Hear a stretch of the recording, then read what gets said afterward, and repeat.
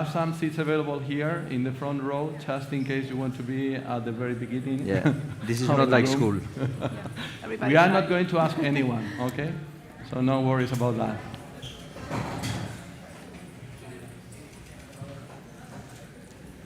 Okay, so I think we can start. Let's start with a brief introduction of ourselves and what we do. So let me introduce first myself, because I'm the panel moderator. My name is Carlos Bello. I'm the Director of Innovation and Technology of Ilunion Hotels. It is a chain company with 31 hotels, and we are very focused on what we call building a better world with everyone included. This means that 44% of our employees, they have a special a special disability, I was going to say, or they belong to vulnerable clusters, okay? So this is what is completely different from our hotel chains if you compare that with other companies. So if we start with the left speaker, this is Susana Garrido. She comes from Le Roche. Le Roche is an educational organization. They are very focused on the tourism sector, but mainly in the hotel sector. They have two headquarters. One is in Switzerland, the other one is in Marbella, in Spain. And she is Director of Innovation of Le Roche. And she has also been nominated as Director of the Spark Foundation. The Spark Foundation is the instrument that Le Roche have just to promote the innovation ecosystem of Le Roche. And here on the left side, I have Guillermo González. He is the Chief Business Development Officer of Hotelverse. Hotelverse, just to let you know, although I'm sure that many of you know what they do, they are a technology company in the tourism sector. They provide special support. They have a platform just to support a different experience in the clients that we have in hotels, because they provide specific information about the rooms, the hotels, and the clients that we do have in our hotels. They can see, the hotels before they go there, and they can even choose the room, see the room they're going to pay for before they arrive to the hotel. So thank you very much for coming here. It is a pleasure just to manage this panel. Thank you very much to all of you who demonstrate that there is a high interest, I think, because just to let you know, last year I think we have 45% more or less of the room occupied, and I think there's a lot of people standing by. So I think it seems to be a very interesting topic. So let's start first. I was going just to give you a brief introduction of what is innovation, what we think in Ilunion Hotels, and then we are going to come down a little bit to more detailed information. I think it's very important just to let you know that when we speak about innovation in the tourism sector, digitalization is usually the main topic. But for us in Ilunion Hotels and for Le Roche and also for Hotelverse, there are other facilitators, there are other levers of innovation. The key lever is technology. We all know that. The second key is open innovation ecosystem, which is mainly why Le Roche is working on that. But we have another levers, like, for example, what we call intelligence, competitive intelligence. You have to know what is going on outside your business if you want to develop a strategy. We speak also about the strategy. We speak about innovation culture. We speak about communication. It is very relevant to communicate what you're doing externally and internally if you want to promote innovation. And there are other levels which are not so important. But the key message is that technology is very important and open innovation is very important. So let me ask you a couple of questions. I would like just to receive maybe, just bring information in a general level, and then in a second question, we can go maybe to a more detailed specific question and give some examples. So my first question is for you, Guillermo. So what do you think is very relevant in order to promote innovation in the tourism sector? So in my point of view, and especially us who are working in the Spanish market, which is one of the most mature destinations in tourism worldwide, I think that innovation is key to keep that leadership position that we hold at the moment. And the reason that this is key is because there's a general feeling that there are new technologies which are coming nowadays, which are allowing destinations to reinvent themselves, and we have to make sure that we embrace them. For example, I'm a big fan of psychology, and there's a thing called the small sample fallacy.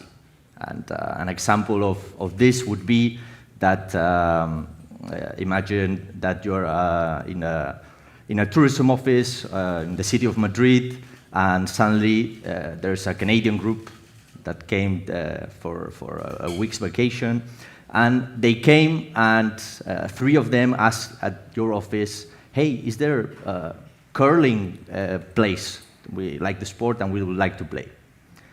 So the takeaway for this person who's working in the tourism office is like, wow, there is demand to play curling. Why don't we set up a curling court? But this is only based on a small impression because 3 people asked of them. And my message here is that it's super important to leverage big data technology and to be certain that we are taking decisions backed by data. Another example also of a technology that I think is going to make a true difference when discovering a destination is augmented reality, for example. When all of us, I'm sure that we've had this experience of visiting a museum, a touristic place, and obviously doing this, with a guide or someone who has knowledge and is able to explain to us the history, the context of what we're seeing, is very different to just seeing it with your curious eyes. And I'm sure that once that you're being with this guide, you've seen how some people actually, jump into your group and start to hear what this guide is saying, because this is something that everyone values. So with augmented reality, and we're still already seeing this in the augmented reality classes, all of us are going to be able to experience destinations in a much better and different way, with all the context, with all the information. So we're going to be able to really experience what the destination wants to project about themselves. Great, thank you very much for the information. I think we all fully agree on that. The importance about big data. You have to know your customer. And the second one, different technologies that we can implement in the tourism sector. Thank you very much. Susanna, so could you just give us some information about what are your ideas, what are you thinking about how to manage innovation ecosystem in La Roche? Yes, in fact, when we consider a destination, everybody thinks about the governmental organizations, so they are supposed to be the ones designing and planning and everything. And we also have to realize that they are not the only ones that have a say in what the destination should be like. Of course, they are the ones who are going to put all the pieces together in the end. They're the ones to project the image of the destination outside. But the destination is not just the government or that manages it, or maybe the destination management organization, but it's actually a composition, or it's a group, it's a conglomerate of different pieces that need to work together. And also on the other side, when we talk about destinations and innovation, and also when we talk about digitalization of hotels mainly, that we know that there is an obstacle in the hotel industry sometimes about innovation, because they think that if they include innovation, they are not offering the customer service that everybody wants. But we also have to realize that the two of them can work together. But even though the hotels might be looking at what do we do to offer something better and to be more innovative, we have to consider also that we are embedded in a destination. So it's not only the hotel's responsibility, it's not only the government's responsibility, it's everybody's responsibility. And this is why at La Roche, we have been pushing to create an ecosystem. And the ecosystem is not only that I care about my own benefit as a company or as a destination or as a particular interest that I might have, but we have to work together in order to get to the bigger picture. And that includes, of course, the government, it includes the corporations, but also includes the startups, and it includes the companies that provide solutions. So this is why we have been pushing to it so much that we have launched just a couple of weeks ago a foundation, and in the foundation, and the main principle of the foundation is first collaboration, so nobody's there that doesn't want to be there, and second is creating this space to discuss possible solutions that can benefit everybody that takes part. So, and the example of how we are creating the ecosystem is every research group that we are putting together has a component of government, a component of technological solution, components of startups, component of educational institution, that will be us. And that way we can create something that works for everybody. So it's not just the technological solution going independently to every hotel, try to get them to advance or try to put their innovation in place. It's not only the hotel trying to offer something particular to the hotel guest. It's not the startups trying to push their product and make sure that it works in the market, and it's not the government trying to make everything work. So I think that if we already have an idea that we definitely need to collaborate, we definitely need to see and discuss what the point of view of all those actors is, then we can get to a destination that is more technologically advanced. So it's a matter, just like we are here in South Summit. Why are you here? You're here to collaborate, you're here to find other points of view, you're here to expand your perspective. So this is what we need to translate, because we do it only in these special occasions, and we need to translate this into our everyday job, really. And then the profits will follow, the satisfaction of the customers and the employees will follow, but we have to have that farther away view, that bird's eye view, not just for my job. Yeah. Thank you very much. I think that idea, we all of us, and I was going to mention the same example, we are here for that open innovation ecosystem, I think it's interesting that before we start speaking here, we were discussing about how mature is the tourism sector in digitalization and open innovation. And I think we agree that it is not as mature as other verticals, as other sectors. So maybe that's the reason, sorry, why last year, or this year at least, we are getting a lot of people. I think the interest in digitalization and innovation in open ecosystem is increasing in the tourism sector.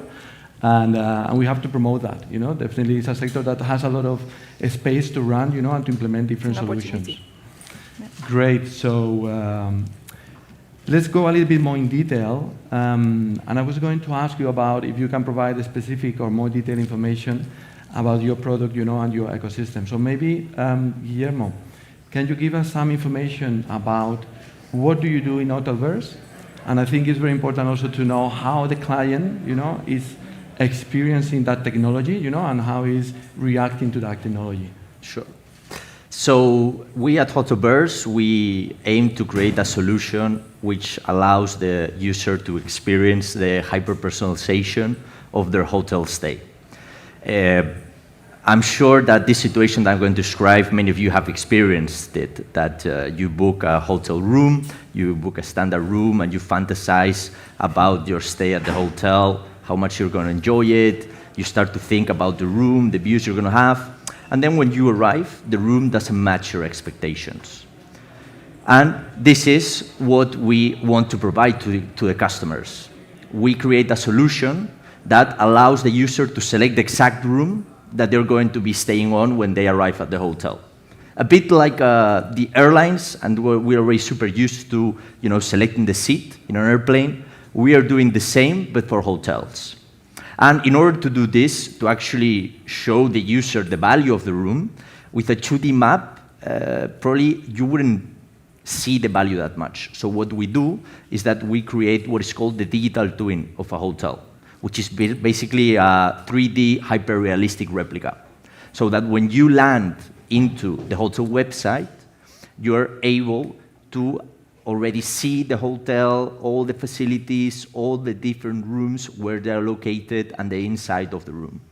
And the idea behind this, of course, obviously, is providing an amazing user experience by personalization, if I may say, as well. Correct, and a user experience, and also a personalization, because you're able to select the room. And also what I wanted to reflect around personalization is that it's been a super hot topic in the industry for many years, but typically the approach that has been given to personalization is that, okay, I'm going to try and guess what the user wants and give it to him. And we're doing it the other way around. We're giving to the user a wide range of options so that they can actually select what exactly they want and personalize their stay. Great. So I think it's an example of how, we can use technology for that specific need of the client, just provide that experience that he's looking for. Correct. So thank you very much. Susanna, so what about the Spark Foundation?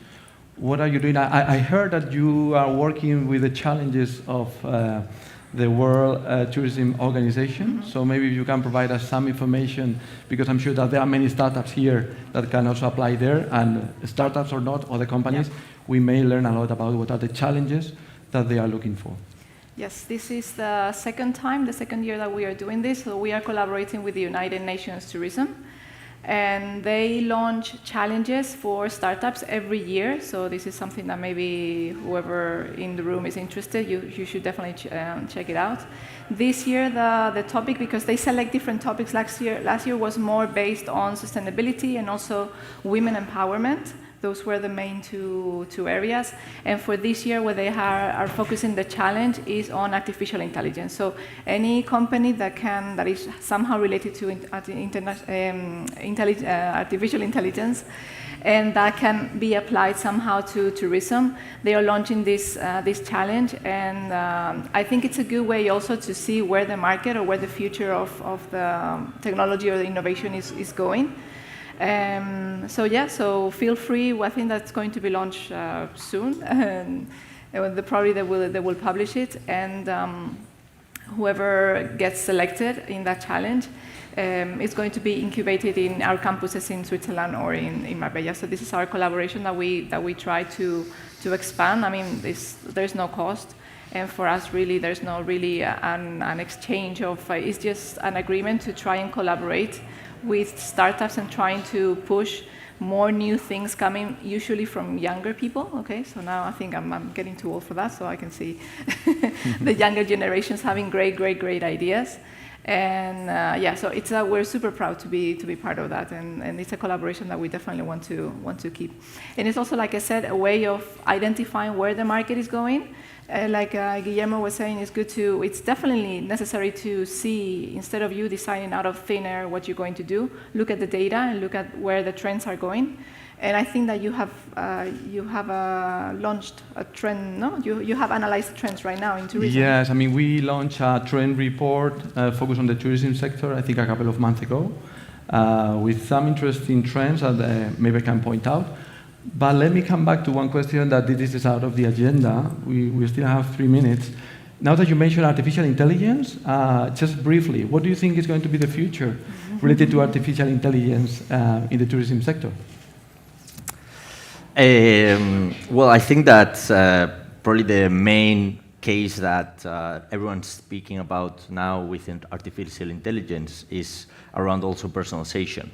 That thanks to AI, what I was mentioning before, that we humans have tried to guess what the user wants. Well, they're going to try to replicate this with AI. Right now, because everyone thinks, that the AI is already super mature, and the reality is that it's just starting. I mean, if we do an analogy with the internet, right now AI is when the router was making all these noises when you were connecting it, right? Yeah. So we'll see. Great. Susanna, your point of view. I think that it's going to be a complete change in the way we work, mostly, and the way we access information, because we already have access to more information that we can consume. But it's definitely going to change some jobs. I can see already some changes in, I come from a translation background, and I can see that in translation, I'm so happy that I never actually worked as a translator, because I would be really worried right now. But I think that they need the human touch. The human touch is going to be something that's still relevant. So I don't know if the same way that we have some stickers that says made in Spain, made in Italy, maybe we're going to be like made by a human, no? Maybe in the future, to distinguish, okay, this has more value because it's they're coming from the mind of a person instead of the mind of an artificial intelligence. So, but I don't know, I think that mostly it's going to enhance the way we work. So maybe some jobs are not going to be relevant anymore, but there are going to be new jobs created. So I'm not really scared. And if I may add, if this topic of AI is interesting for you, tomorrow, 10 a.m. in Sandbox stage, I'm moderating a panel specific on AI, so you're all invited. Great. Thank you very much for the invitation and also for the information. I don't know if you agree that maybe artificial intelligence topic is a little bit delayed in the tourism sector. There are other more advanced, maybe because they play with more data. Yeah. We do have a lot of data in tourism, but maybe we don't know yet how to use it, and not with artificial intelligence. So great. So now coming back to your question, Susana, yes, we publish a trend report related to what are going to be the trends in 2024, 2025 for the tourism sector, because definitely if you want to define your strategy, you have to know not what is going on right now, but what is going to happen in the future to come. So we identify, I think, 14 different trends. There's a long list, so I'm not going to mention all of that. I think maybe the most disruptive ones are these hyperconnection, as we mentioned, just bringing the topic also to your side. This hyperconnection of the client, which is at the same time, they are looking also for not connection at all. So they want to go to hotels and just leave the mobile, and just have some digital rest.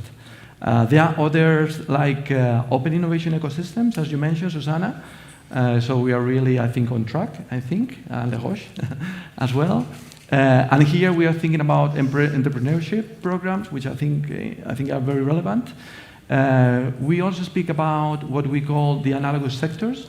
There are a lot of sectors which are similar to the tourism sector or to the hotel sector, where we can do what we call copy, adapt, and paste solutions. For example, in the hospital sector, there are a lot of solutions, related to the hotel sector. They sell, or they rent rooms, so there are a lot of solutions that we can copy. So these are mainly the two critical, I would say, trends. We also have the trend related to sustainability tourism. A lot of people when they are going to book a room or to book a hotel or just to buy an airplane ticket, they are really thinking about, what is the emission, for example, what is happening, what I'm doing, And there's a lot of trend, which I think maybe is another disruptive one. The tourist that is going to a specific place, he wants to know what is really going there, and he wants to leave something behind. It's not just a matter of consumption. It is also how I'm going to enhance, the people, the business which are around the specific location where they are, which I think is very relevant. It's not just consumption. We are starting to think about what is left behind. Okay? So thank you very much for coming here. Thank you very much for the speakers. Thank you. And we will see